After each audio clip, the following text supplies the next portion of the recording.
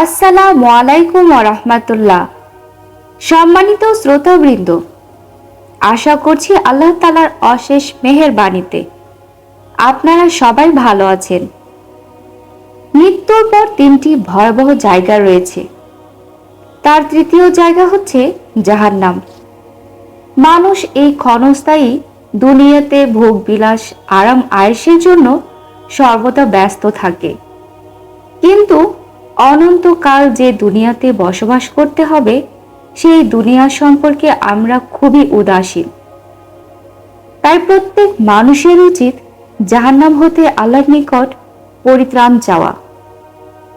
আবু হুরায়রা রাদিয়াল্লাহু তাআলা আনহু বলেন, রাসূলুল্লাহ সাল্লাল্লাহু আলাইহি সাল্লাম বলেছেন, কোনো মানুষ 7 বার জাহান্নাম হতে পরিত্রাণ চাইলে তখন জাহান্নাম বলে, হে আমার প্রতিপালক, নিশ্চয়ই আপনার অমুক দাস আমার থেকে আপনার নিকট পরিত্রাণ চেয়েছে, আপনি তাকে জাহান্নাম থেকে রক্ষা করুন। আর কোনো বান্দা আল্লাহর নিকট 7 বার জান্নাত চাইলে জান্নাত বলে, হে আমার প্রতিপালক, নিশ্চয়ই আপনার অমুক বান্দা আমাকে চেয়েছে, আপনি দয়া করে তাকে জান্নাতে প্রবেশ করান। আনাস ইবনে মালিক রাদিয়াল্লাহু তাআলা আনহু বলেন, নবী করিম সাল্লাল্লাহু আলাইহি সাল্লাম বলেছেন, যে ব্যক্তি আল্লাহর নিকট 3 বার জান্নাত চায় তখন জান্নাত বলে, হে আল্লাহ, তুমি তাকে জান্নাতে প্রবেশ করাও। আর যে ব্যক্তি 3 বার জাহান্নাম থেকে পরিত্রাণ চায় তখন জাহান্নাম বলে, হে আল্লাহ, তুমি তাকে জাহান্নাম থেকে পরিত্রাণ দাও। এই হাদিস দ্বারা প্রমাণিত হয় যে প্রত্যেকের উচিত দিনে 3 বার অথবা 7 বার করে জান্নাত চাওয়া এবং জাহান্নাম থেকে পরিত্রাণ চাওয়া। জান্নাতে চাওয়ার শব্দগুলো এভাবে হতে পারে, হে আল্লাহ, আমাকে জান্নাতুল ফেরদাউস দান করুন। আর জাহান্নাম হতে পরিত্রাণ চাওয়ার শব্দগুলো এরূপ হতে পারে, হে আল্লাহ, তুমি আমাকে জাহান্নাম থেকে বাঁচাও। এই মর্মে মহান আল্লাহ তাআলা বলেন, এই সেই জাহান্নাম যার ব্যাপারে তোমাদেরকে সাবধান ও সতর্ক করা হচ্ছিল। তোমরা দুনিয়াতে যে কুফরি করতেছিলে তার প্রতিফল হিসেবে এখন এই জাহান্নামে প্রবেশ করো। সূরা ইয়াসিন আয়াত 64। মহান আল্লাহ তাআলা অন্যত্র বলেন, বলো, জান্নাতের এই বড় সফলতা উত্তম না এই জাক্কুম গাছ? আমি এই জাক্কুম গাছটি অত্যাচারীদের জন্য বিপজ্জনক করেছি। এটা এমন একটা গাছ যা জাহান্নামের তলদেশ হতে বের হয়। এই ছড়াগুলি যেন শয়তানের মাথা। জাহান্নামীরা তা খাবে এবং তা দ্বারা পেট পূর্ণ করবে। তারপর পান করার জন্য তাদেরকে দেয়া হবে ফুটন্ত পানি। তারপর তারা সে জাহান্নামের আগুনের দিকে ফিরে যাবে। সূরা সাফফাত আয়াত 63 থেকে 69। জাক্কুম হচ্ছে এক প্রকার গাছ। এই গাছ আরব দেশের তেহামা অঞ্চলে হয়। তার স্বাদ তিক্ত ও কটু আর গন্ধ অসহ্যকর। ভাঙলে দুধের মতো রস বের হয়, শরীরে লাগালে ফুসকা পড়ে যায়। আল্লাহ তাআলা অন্যত্র বলেন, জাক্কুম গাছ হবে পাপীদের খাদ্য, তেলের তলানির মতো। এই খাদ্য পেটের মধ্যে এমন ভাবে উথলে উঠবে যেমন টকবক করে ফুটন্ত পানি। ফেরেশতাদের বলা হবে, তাকে ধরো এবং টেনে হেঁচড়ে নিয়ে যাও জাহান্নামের মাঝখানে। তারপর ঢেলে দাও তার মাথার উপর টকবক করা ফুটন্ত পানি, আর বলা হবে, এখন গ্রহণ করো এর স্বাদ।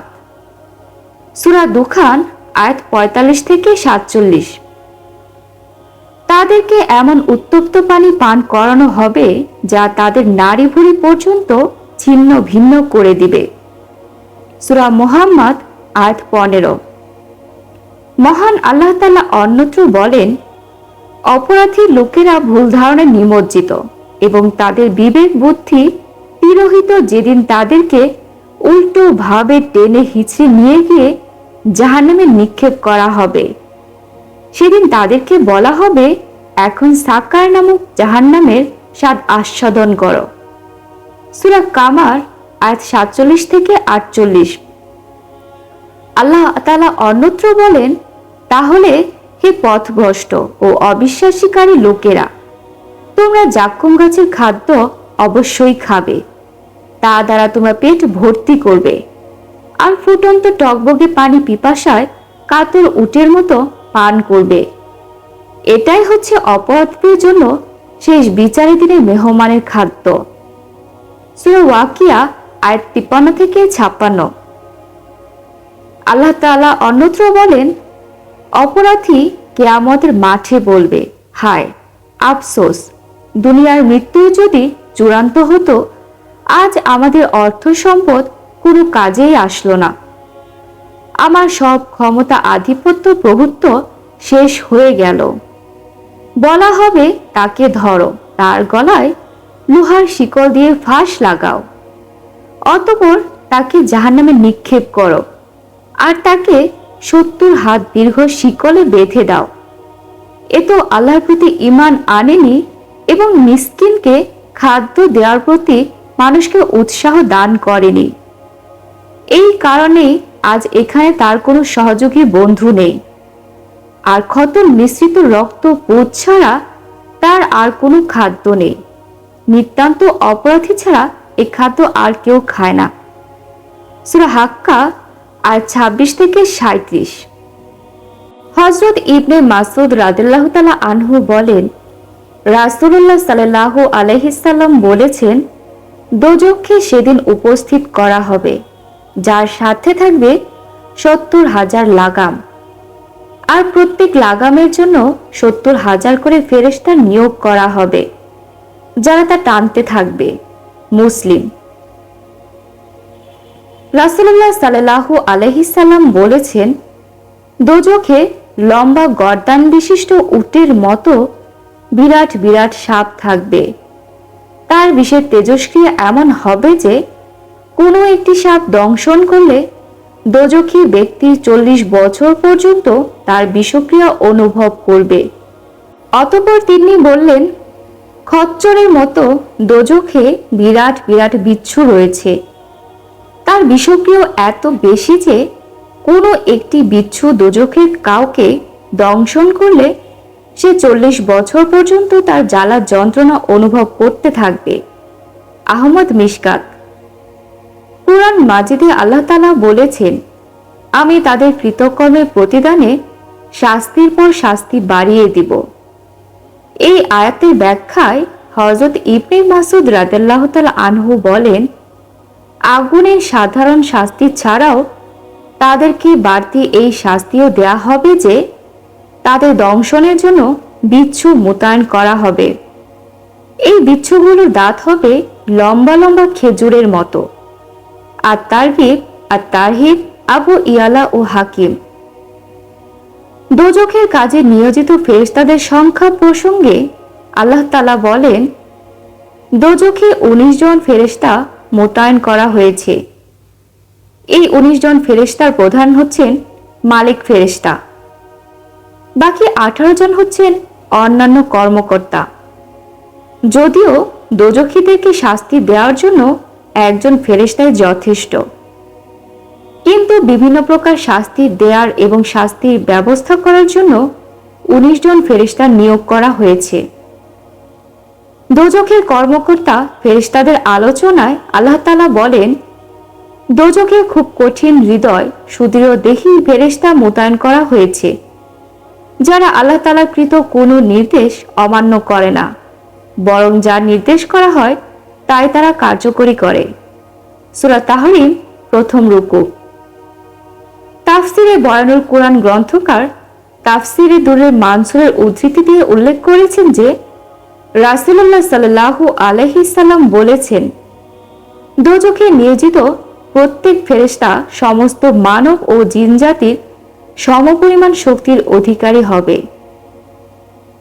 দোজখের ক্রোধ, চিৎকার, উচ্চ স্বরে দোজখীদেরকে ডাকা এবং তাদেরকে সংকীর্ণ স্থানে নিক্ষেপ করার বিবরণ প্রসঙ্গে কোরআন মাজিদে আল্লাহ তাআলা বলেন, যারা তাদের প্রতিপালককে অস্বীকার করে তাদের জন্য রয়েছে দোজখের শাস্তি। সেই প্রত্যাবর্তনের স্থানটি খুবই খারাপ। যখন তাদেরকে দোজখে নিক্ষেপ করা হবে তখন তারা তার একটি বিকট আওয়াজ শুনতে পাবে। তা এমনভাবে জ্বলে উঠবে যে মনে হবে যেন গোস্বায় ফেটে পড়ছে। সূরা মুলক প্রথম রুকু।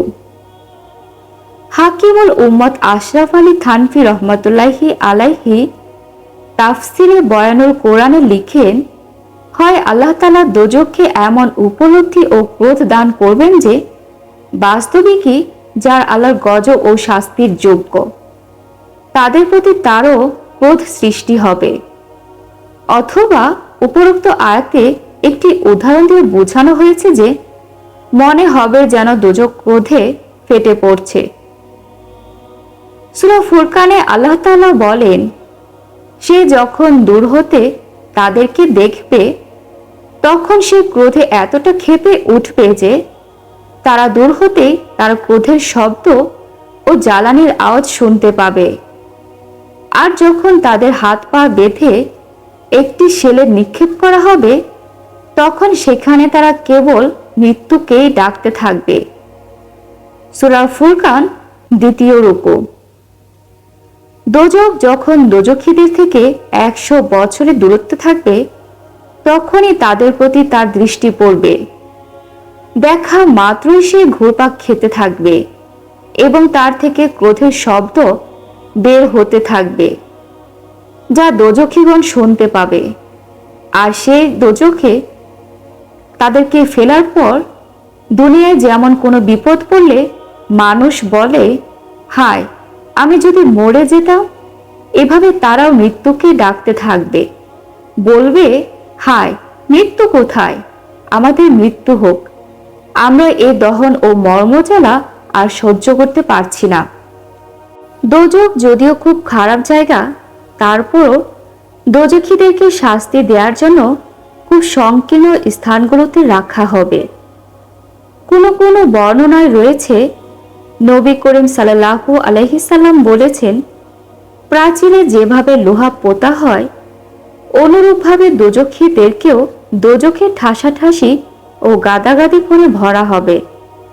তাফসিরে ইবনে কাসির।